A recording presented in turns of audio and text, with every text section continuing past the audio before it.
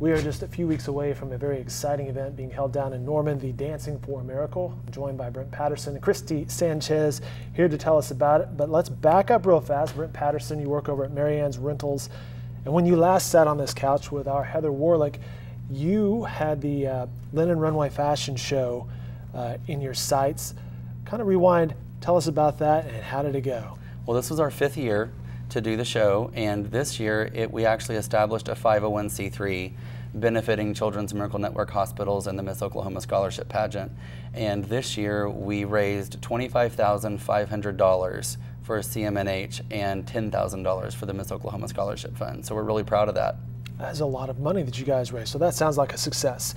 And this fashion show, though, kind of used the tablecloths and linens that Marianne's has the inventory of, right? It is. We have a tagline, "Linen's so fabulous you want to wear them." And so we thought 5 years ago it would be a fun thing at our 25th anniversary to do that for the entertainment, and it really just stuck. And people kept asking us to do it again and again, and we thought, well, we need to benefit a cause, and we got attached to Children's Miracle Network hospitals through being involved with the Miss Oklahoma pageant, because gotcha. Miss America and CMNH are work hand in hand as their official philanthropy. And certainly a worthy cause there. They service a great need here in the state. They do. They service all 77 counties.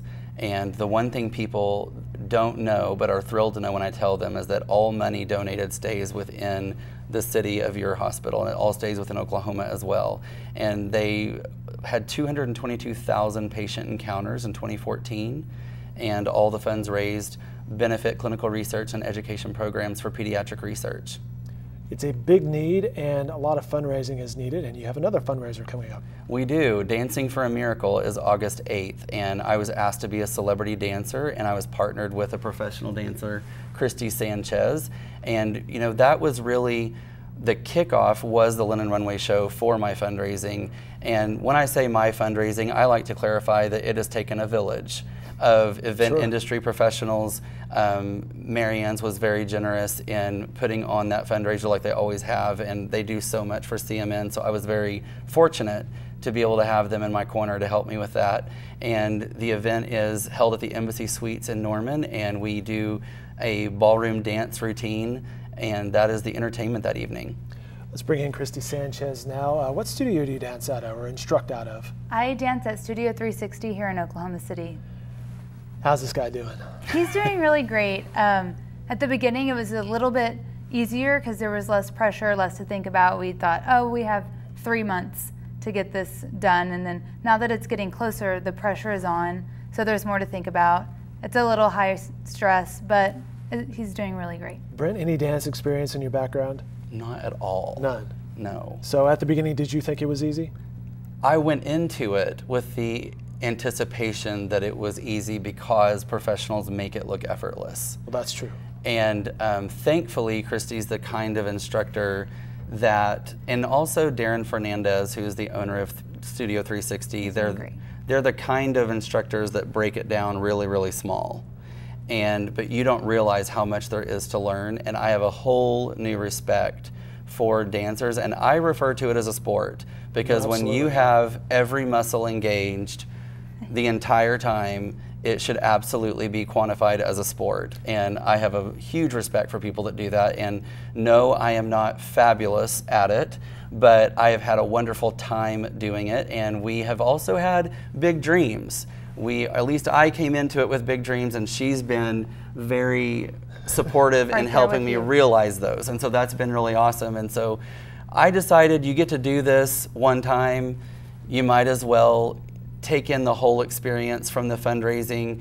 You know, I didn't want to just raise $20,000. I wanted to raise the most I possibly could, and right now I'm just under $60,000. And I didn't want to just do a ho-hum dance. I wanted to do something that would push my boundaries and my limits and be something we were proud of. He mentions the $60,000. You can go to the website, see the celebrity dancers. I believe there's 8 or 10 of them, correct? 10 dancers, and see how much money they've raised. Feel free to click on Brent and Kristy when you go there. Some little bit of voting. Support us, absolutely. I've taken a little bit of ballroom dancing, it's not easy. It's not, it's like keep your head up, your back, you know, your shoulders, elbow your up. frame. There's so much to think about after a while, and you're looking at the mirror that surrounds the room, and you're like, I'm that big, tall, awkward guy that shouldn't be on the dance floor at all.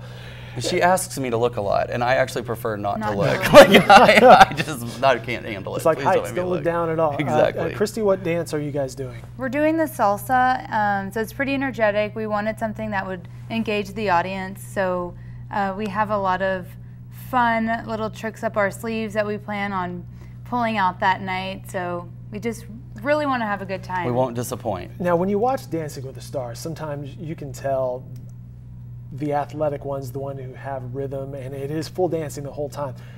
The others would be like me when there's a whole lot of props involved, you know, it's like the distractions and whatever. No props? No props. No props. It's strictly dancing and just our own strength and ability to get us around. So he's a decent salsa dancer? Yes. Decent. I will throw it out there for reality. When I first went, I couldn't get through an entire lesson without feeling like I needed an ambulance. I said, I don't know what I'm going to do. Sweat everywhere. It was awful. And so I actually have, not because I was required at all, but because I wanted the full experience and I wanted to commit to it, I've changed what I eat, I've met with a trainer, I've had to completely change all that because it is so dancer mode. It's so cardiovascular to do it. And so, but it's provided such a neat life change in that regard, you know, because I'm much healthier, and when you find out you can do it, I told her, I said, I think I have a blockage. My hips won't do this. And now they do, you know, so it takes a lot, and all 10 dancers have put so much time and effort into it.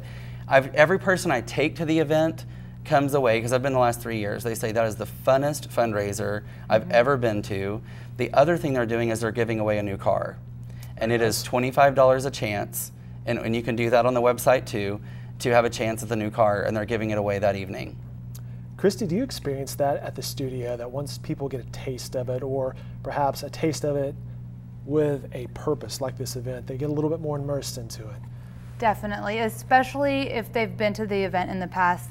A lot of times you hear people say, I can't do it, I would never want to do that, I am not capable. But then once they get there and see, they're so excited about it. And then, like you said, the night is so exciting. And whenever you hear the children's stories, you just realize how much you're actually helping out.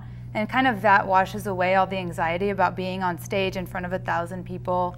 And it's just pure fun. It is, and the other thing is the reality of the need is not talked about a lot because it's a rather depressing discussion. No one wants to talk about little kiddos. And right, and the thing that latched me onto it was not the dancing. You know, last year I remember some of the things they do, I'm like, there's no way I could do that. However, I learned that it takes about $100,000 to serve one family, and I served dinner for the patients. They do that every Monday, and I imagine there was about 100 families there. Like, what if they just picked one? You know, that would be really awful. And there was a woman that I met when we were doing a music video that was going to showcase the hospital, and she was sleeping in her car. Now, the hospital wasn't aware of it, and the moment they were aware of it, there was housing provided to her, and they don't realize that there's all these other support systems that don't just benefit the one child, but the entire family. And when you realize that this woman's son is having stem cell research and dialysis, and she lives, you know, think about there's 2 children's hospitals in Oklahoma and how large the state is. They're driving 3 to 4 hours for treatments 2 to 3 days a week. So the gas money gets to be insane. A lot of stress, a lot of expenses. Exactly. So that's why we want to raise awareness for the fact that if you have not ever encountered the need of Children's Hospital, then maybe you give because you're so grateful that you've never needed it. Or maybe you have encountered someone that it was either your own child or a child that you knew, and Children's provided them the care that they needed, and you give because you're grateful for that. So for whatever the reason is, the point is we need Children's Hospital. As Brent mentioned, you can go to the website for this fundraiser, contribute, learn some more information. The event will be 6 p.m. August 8th at the Embassy Suites down in Norman. And how about we have these two give us a little preview of their dancing skills? Okay. Yes, we could. Sounds good. All right. Before I let you do that, thank you very much for the information. Thank you. Stopping Thank you by. very much. Appreciate it.